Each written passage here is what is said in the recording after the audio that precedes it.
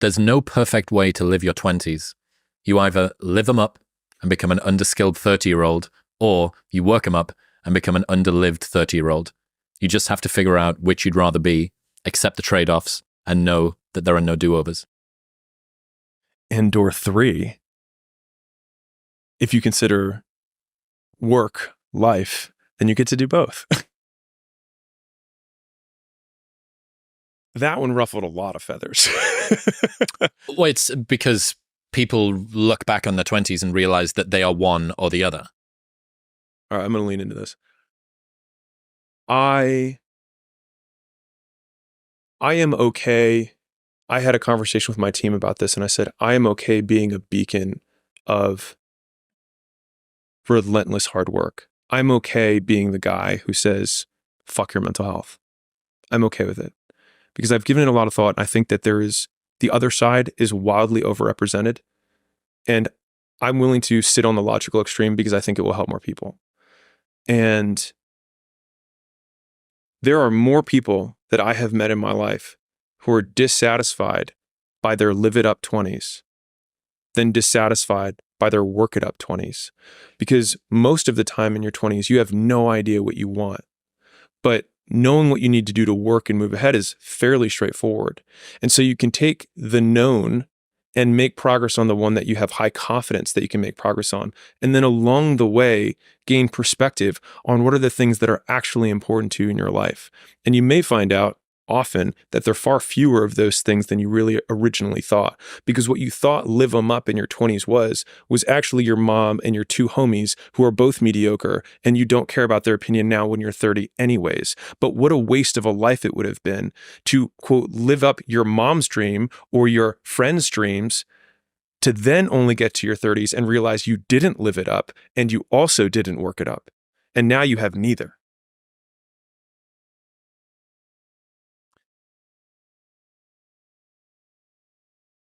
I think a lot about, the first day that I sat down at university, my first ever seminar, I sat next to my what would be future business partner for 15 years.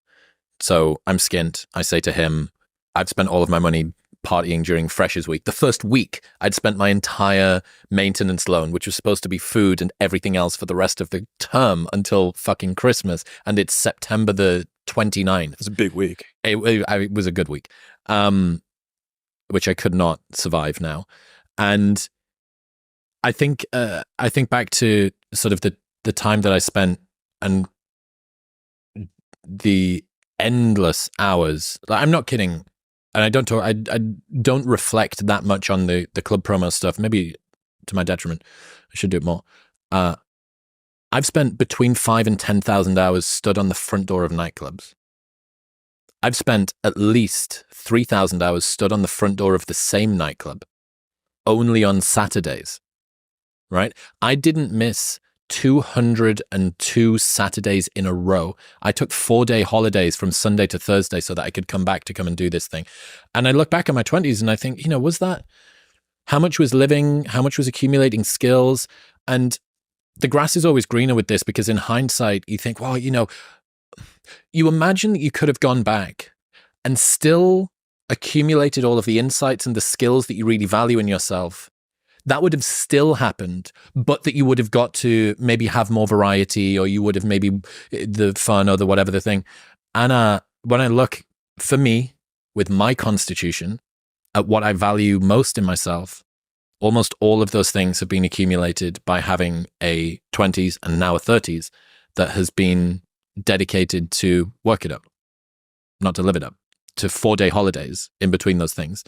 Now, remembering that now is not forever, I think is really important. Again, you're on the outlier right-hand end of the distribution for work.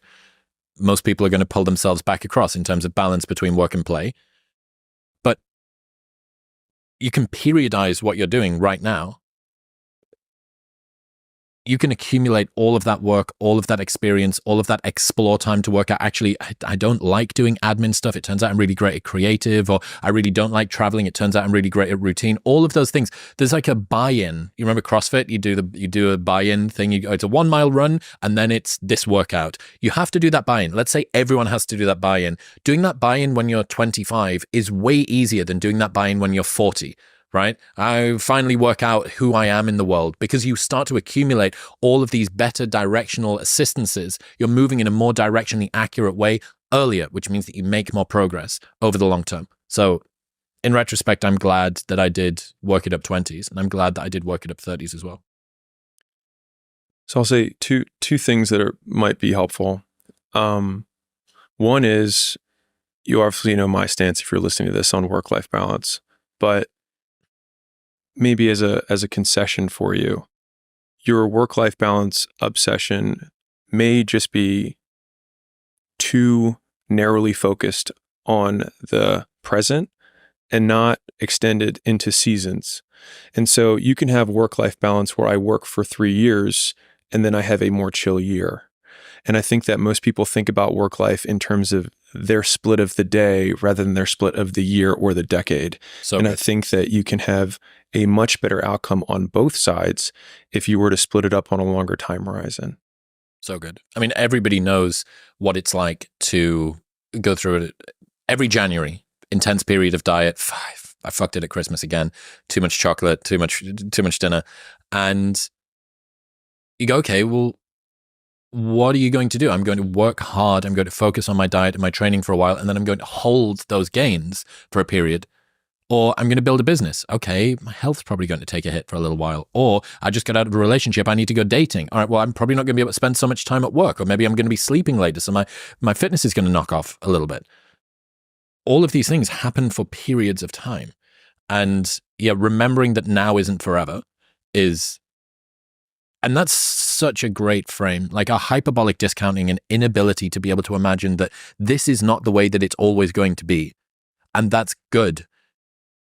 For good things and for bad things. This isn't the way it's always going to be. So I better enjoy this win. This isn't the way it's always going to be. So I better not get too disheartened by this loss. You will come back. That's the beautiful thing about this sort of hedonic renormalizing. You go, good things aren't as good as you think they are. Bad things aren't as bad as you think they are. So if you use that extended frame as a way to approach different types of goals, I'll break a very standard one, which is that people measure the amount of calories that they need to eat per day. But very few people measure the amount of calories they need to eat per week.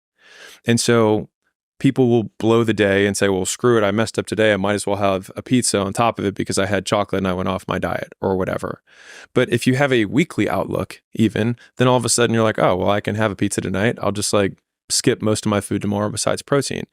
Or I'll have a wedding weekend and know that this whole week I'm going to be light.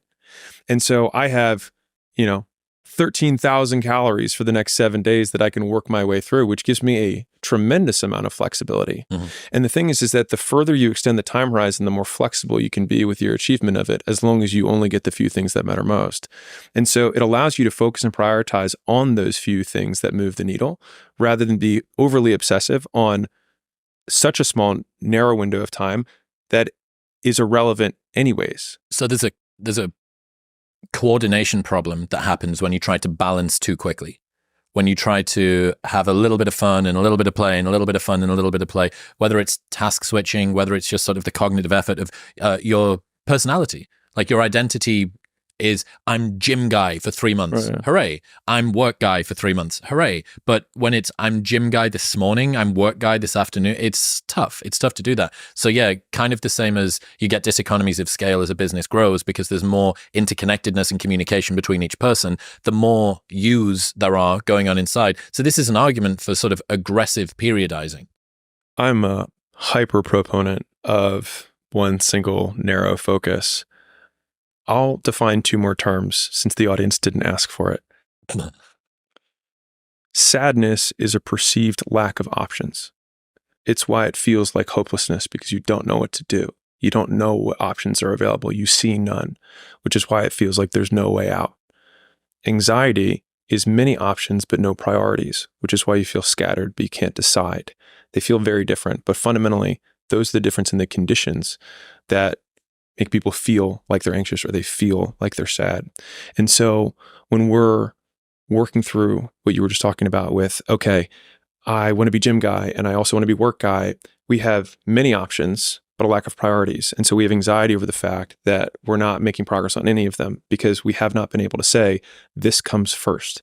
And so if we think about what priority means, it means prior. It comes before everything else.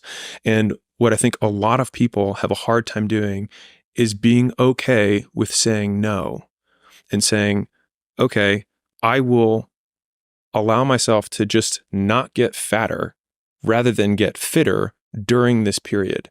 And what's interesting about most skills is that the amount of effort that it takes to maintain a skill versus the amount of effort it takes to grow a skill is like 1/10 the amount of effort. And so this is where the effort arbitrage is so important in terms of allocation. And so if you do a 4 out of 10 on 10 things, you will make progress on none. You will make the same amount of progress that you could have made if you just did 1 out of 10, which is none. You just don't regress.